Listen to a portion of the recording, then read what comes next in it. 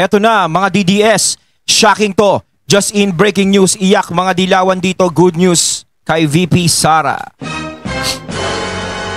Ayan, syempre itong balitang ating matutunghayan ngayon ay nagmula kay Balitang Pinoy TV. At syempre ito po ang inyong lingkod na si BT na magbibigay ng reaksyon at komento dito sa video na ating matutunghayan ngayon. At huwag na natin pagtagalin at sabay-sabay na natin panoorin ang laman ng video na hatid sa atin ni Balitang Pinoy TV at bibigyan natin ng reaksyon ang balitang ito. Pasok! TV, Balitang Pinoy TV. Magandang araw sa inyong lahat. Ayan, syempre, si Idol. Ayan. Syempre, bago natin simulan ng video ito, nais ko nga pala magbigay ng credits dito sa video at boses na madidinig natin ngayon at bibigyan ng reaksyon. Walang iba kundi si Banat Bay. Syempre mga katunay, suportahan natin si Banat Bay. Bisitahin nyo ang kanyang YouTube channel para maging updated tayo sa mga vlogs ni Sir Banat Bay. At syempre huwag nyo din kalimutan mag-subscribe kay Banat Bay. Ayan, ipagpatuloy natin. Syempre yung Banateros, huwag natin kalimutan yan. Subaybayan natin yan lagi. Uy, naku po, matindi nangyari kanina sa impeachment ha. Malupit na malupit at talaga nga namang marami tayong nalaman.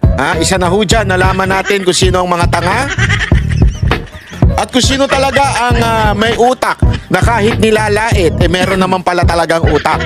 18.5 ang kinalabasan ng resulta. May 5, no? 5. At ako'y nagulat. 'Di ba? Si Gatchalian parang kasama dun sa 5. Parang yung Binay nauubos na sa Senado, parang nawawala. Parang parang hindi na kayo magiging senador yan kasi. Hindi kasi alam mo ngayon mga kababayan balita ko na out of stock ang tissue sa 7-Eleven, sa Uncle John's. Out of stock ang tissue kasi daw nag-iiyakan daw itong mga pinklawan. At tayo'y nagulat din dahil si Senator Bong Revilla, no? Tsaka sino ba to? Si Senator Bong, si Tolentino, 'di ba? Kasama dun sa 18, no? Kasi na magbabasura niya na magpapabalik ng sa kamera, no? Hindi nila pinapayagan yung na yan, impeachment na yan, parang ganun. No? Parang sila, no? Parang napag-isip-isip na namin, parang ganun. Kaso nasa huli ang pagsisisi. Oh, yan, di ba? Gago! Eto daw mga ulul, talaga nga na mga iyak ng iyak dahil po siya nangyari sa impeachment. Nako, paano ba nangyari dyan sa impeachment? Iyan ang ating ipapaliwanag ngayong araw na ito. Pero bago po mangyari ang mga ganyang klaseng usapan, ulitin lang po natin mga kababayan, baka naman pwede mag-subscribe na po kayo kasi sa mga nanonood, 52% hindi nakasubscribe. Pero alam nyo nakita ko yung statistics medyo umaangat na po ito. Marami na po ang nanonood na nakasubscribe. Pero kung maaari pa, yung iba pa, yung remaining na nanonood, baka naman pwede tayo mag-subscribe. Kay Banat Bay. Okay. Ito na nga, pag-usapan na po natin para mas maunawaan natin, talaga bagang tama ang ginawa ng mga senador o nagkaroon ng politika sa loob? Ano ba talaga nangyari? Pag-usapan Sinasabi natin. nga sa kanila, natakot daw sila. Ano ba, takot kayo kay Sara Duterte? Parang gano'n. Naku naman, hindi sila takot. Sadyang matatalino lang sila sa ginawa nila. Diba? At syempre, hindi lang sa matalino. Siguro napagtanto na nila sa sarili nila kung ano ang tama sa mali. Natin yan. Okay, simulan na natin Ito munang balita na ito. Pasok. Pas pa sana magko-convene itong Senado bilang impeachment court, pero ngayong gabi ay tila tapos na ang lahat matapos magdesisyon ang impeachment court na ibalik sa Kongreso ang bola. Nako, mukhang ipinasa yung bola. With 18 affirmative votes, 5 negative votes, 0 abstention, the motion of Senator Cayetano is carried. Nako! Walay na. Sa boto ng 18 pabor, 5 ang tutol, nagdesisyon ng Senado bilang impeachment. Kita nyo naman, Kita nyo yung mga nakataas ang kamay? Dami, no? Mga mababantot ang ano. Tingnan mo, tumitingin sila sa likod eh. Ito ba sila tumitingin sa likod? Tinitingnan nila, "Hoy, mga kasama, huwag nyo kami iwan dito!" Ang ingay. Huwag nyo kami iwan dito, lilima lang kami dito. Di ba? Gulat natin, no? Ang daming, nagtaas ng kamay, 18. Di ba? Nagulat tayo na ganyan pala, ganyan. No, kahit pa paano, ayan, and sila. O mga katunay, sa 2028, alam nyo na. Kumbaga dito pa lang is nagkakaroon na tayo ng hint. Hindi na tayo mahihirapan mag-isip kung sino yung mga iboboto natin sa 2028. Diba? Huwag na natin pahirapan yung mga sarili natin. Dito pa lang sa impeachment ni VP Sara, makikita na natin yung mga karapat-dapat nating iboto sa hindi. Ingay namin dito. Kontra kami ng kontra. Kayo naman, hindi man lang kayo sumuporta sa amin. Iyak na kami. Umiyak na yung mga yan. Ako po, lalo na to si Ontiveros, iyakin yan eh. Ibalik Ito si Ontiveros at saka to si Coco Pimentel, parang iyakin yan eh. Parang may parang nagsabi nga sila na na ang tagal nating drinibol, may nadinig akong ganun eh. Tapos ipapasa nyo lang uli, babalik nyo lang. Parang may ganun eh. May nadinig akong ganun. Saan ba yung mga katunay? Sino ba yung nagsabi sa mga senador ba yun? O sa kamara? Basta, paki-correct mga katunay representatives ang impeachment complaint laban kay Vice President Sara Duterte.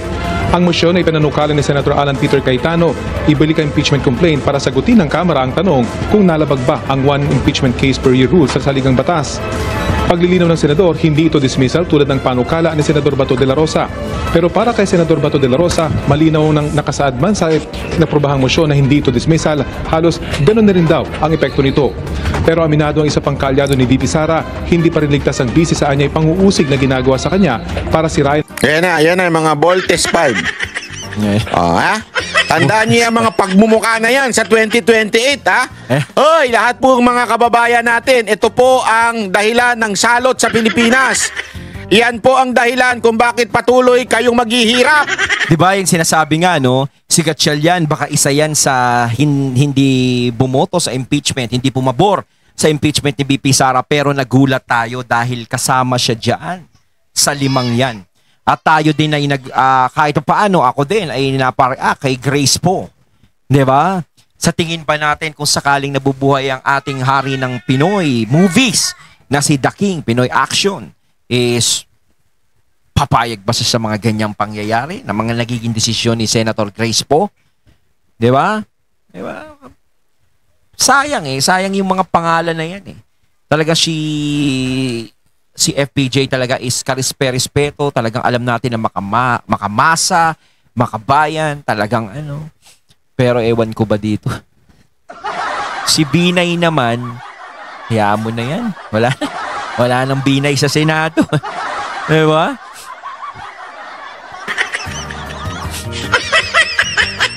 Bakit ka? Yung Tiberos, huwag na natin pag-usapan yan. Sandali, baka sabihin naman nila fake news eh. Hindi, kasi tandaan ninyo, kung gusto ninyong manatili ang mga Marcos, Romualdez at Araneta sa susunod pang 6 na taon pagkatapos ng 2028, anong ibig sabihin nun? Lalo pa tayo maghihirap, maubusan ng trabaho, talaga nga namang krimen kaliwat kanan. Sigurado, iboto nyo ito mga to. Actually, talo na naman na isa dyan eh. Si Pimentel, olat yan eh. Kaya sobrang bitter niyan eh. Olat na olat yan. Kaya nga sinasabi ko hindi na tayo mahihirapan na pumili ng mga senador at na hindi natin iboboto sa 2028. Dahil ito yung magsisilbing hint natin, itong impeachment ni VP Sara, para malaman natin. Kaya importante din sa akin itong impeachment na to para malaman natin talaga kung sino ang karapat dapat sa hindi. Tumakbo ba yan eh? Tumakbo yan sa LGU eh. Olat yan eh. So mga kababayan, tandaan nyo yung pagmumukha nito, si Binay. Naka! Hindi mapapagkatiwalaan talaga yan. Basta Binay. Maitim mga... hindi balat. Ang kanilang budhi. Si Ontiveros, nako po! The Witness Queen. Naka! Ontiveros! Hinay garutay ka lang. Meron kaming alam sa'yo, Ontiveros. Easy. Pimentel, talunan na yan. Si Po, ang alam naman natin, kaduda-duda nationality niyan. Sabi nga ni Pangulong Duterte noon, gusto nyo ba ng US President sa Pilipinas? US. Sabi ni Pangulong Duterte yun. Hindi, wala tayong sinasabi. Si Pangulong Duterte nagsabi noon. Si Gatchalian, naka po! Naturalmente, yung pamilya niya, no, mga Gatchalian, alam naman natin na sa gobyerno ni Marcos yan. Ay, naku, kaya naman pala. Yeah. Kaya naman kung gusto ninyo magpatuloy ang Marcos, Araneta, Romualdez, tandaan ninyo itong pagbumuka na ito. Yan ang iboto ninyo. Pero kung ayaw nyo na ng Marcos, Romualdez at Araneta sa gobyerno na para maging presidente sa susunod na eleksyon, kung ayaw ninyo, wag na natin itong iboto itong mga to. Kasi ito, gusto nilang ituloy ang impeachment. Naku, mga katunay, kung sa 2028 lang, sa senatorial lang, di ba nakita naman natin itong midterm election, ang daming mga bago na worth talagang manalo. No, sana mapagbigyan naman natin sa 2028 yung mga bagong senador, no, na manalo. Ang daming worth, gaya ni Jimmy Bondoc. Hindi lang dahil sa PDP laban nakikita ko kay Jimmy Bondoc talagang fit siya na maging senador. At isa pa si Attorney Vic Rodriguez. Ayan, yung dalawang yan. Siyempre, bukod doon, siyempre, ibang PDP laban. Siyempre, gusto ko pa silang kilalanin Di ba? Pero, siyempre, kung gusto niyo nating iboto lahat sila sa PDP laban uli, is pwedeng gawin. Di ba? Pero yung dalawa, siyempre, nakikita ko Nakita ko talagang, napanood ko sila, na mukhang, kasi nasubaybayan ko At siyempre, meron pang iba na tumatakbo. Gaya ni Ariel Quirubin, si Gringo Honasan, pwede nating ibalik sa Senado uli yan. Diba? Yung mga yan. Sigurado tatakbo pa uli yan. At marami pa tayong makikitang senador. At saka yung isang attorney. Alam ko, attorney ba nila PRRD yun? Basta. Yung isang attorney na yun, alam nyo talagang magaling yung isang attorney. Hindi ko ma-mention kung sino yun Kaso wala siya sa top sa senador. Pero kasama yun sa ni Jessica Soho yung senatorial, yung election, basta yung parang mga magsasalita, mga ganun. Kasama siya dun Gusto nilang matanggal talaga si Vice President Sara Duterte. Ano ibig sabihin pag natanggal si Vice President Sara Duterte? Alam na natin, tuloy-tuloy, Tuloy pa rin ang awit ng puso ko. Tuloy-tuloy. Pag natanggal si BP Sara, ang habol nila yan kasi hindi na makakatakbo si BP Sara kahit na anong posisyon sa gobyerno. Hindi naman siya makukulong. Hindi lang siya makakatakbo at matatanggal siya sa pagiging vice. 'Di ba? Yun lang naman yun. Kaya magpaaring magtuloy-tuloy na kung sino man yung gustong magtuloy-tuloy. Pero syempre, hindi lang naman siguro si BP Sara ang magiging alas nila dyan. 'Di ba? Hindi lang naman si BP Sara. Sigurado yan. Kumbaga, meron silang plan B dyan. Pero yung plan A kasi gumagana ng gumagana 'Di ba? Hindi pa nila kailangan gamitan ng plan B. Mangyayaring dumadausdos na bansa sa ilalim ng Marcos Araneta. Yan ang gusto nila mangyari. Matanggal si BP Sara Duterte. Di ba? Kaya mga kababayan, tanda ng mga pagmumukha na yan. Binay, Ontiveros, Pimentel, Poe at Gatchalian. Political chance sa 2028. Para sa lider ng minorya, ang pagbalik ng impeachment complaint sa mababang kapulungan, tila pag-iwas ng Senado sa kanilang katungkulan. Dahilan para posible itong questionin ng mga hindi sang-ayon sa desisyon ng impeachment court. Narito ang pahayag ng mga senator judges. I think most of us do not want to dismiss it but agree na we have to look into the fact na kung totoong, or we can look into the facts kung totoo hindi na violate yung Constitution. So this is a compromise that will not delay and will even help the 20th Congress. Parang ganun na rin yun. Para sa akin, Kasi, you have to get first the House of Representatives should attest that they did not violate the 1-year bar rule. Di ba? Meaning, no multiple impeachment complaints can be filed within 1 year. I doubt if they can attest to that. Meron pa ring summons, meron pa ring requirement to reply in 10 days and so on. So hindi pa rin siya? Well, maliwanag na mukhang tatawid sa 20th Congress. So, walang kaligtasan. Kaya nga sabi ko, why are we adopting a motion na may ambiguous language? Alam mo niyo na, pag may ambiguous language, you're inviting a court case. Oh, bitter! Bitter na bitter ka. Si Pimentel yung nagkasalita ng huli, no? Court case. Wala na, talo ka na, ulat ka na, alis ka na dyan. Alis! Alis ka na dyan. Parang sinasamantala niya na parang inamin niya na sa sarili niya, wala na, hindi na ako makakabalik sa gobyerno, kaya magsasalita na ako na magsasalita. Laban sa mga Duterte, laban kay VP Sara. Kaya nga kung ikaw hindi mo mahal ang political career mo, ayan, pwede ka na lumaban kay VP Sara, pwede mo na siya sirain kung gusto mo. Pwede ka na makisimpatya sa mga ganyan-ganyan. Pero kung ikaw pa, mahal mo ang political career mo, syempre, alam mo na ang gagawin mo. 'Di ba? Dahil alam mo naman, ang taong bayan ay nasa likod pa rin ni VP Sara hanggang ngayon. Hindi pa rin bumibitaw. Sa kabila ng maraming sinasabi sa kanyang hindi maganda at maraming ipinapatong na pangbibintang sa kanya na hindi maganda, hindi pa rin nawawala ang paniniwala ng mga tao sa kanya at patuloy pa rin na sumusuporta. 'Di ba? Yes na, Coco Pimentel. Wala ka na.